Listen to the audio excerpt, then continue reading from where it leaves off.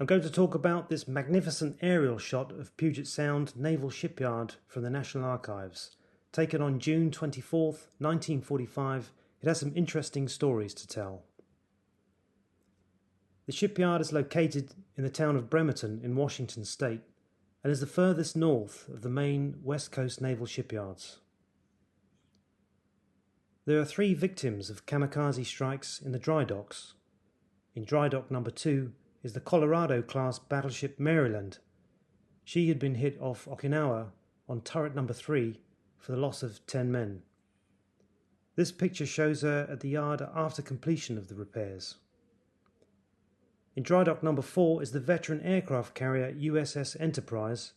She had also been hit off Okinawa on May the 14th. This dramatic picture shows her forward elevator being blown 400 feet into the air. 14 crew were killed in this attack. In dry dock number 5 is the Essex class carrier USS Bunker Hill. In what was one of the worst kamikaze attacks of the war, nearly 400 men were killed. This was the flagship of the fast carrier Task Force Commander Mitscher, who had to transfer his flag to Enterprise when hit on the 11th of May off Okinawa.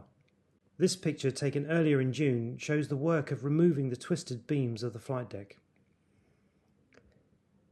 At Pier number 3 is the Iowa-class battleship New Jersey. This photograph was taken on the same day as the aerial shot.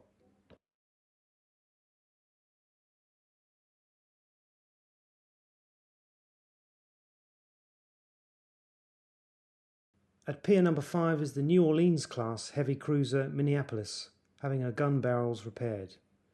This photograph was taken on completion of the repairs.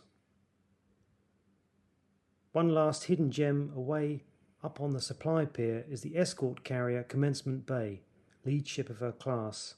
She never saw combat and operated in the Puget Sound area as a training carrier.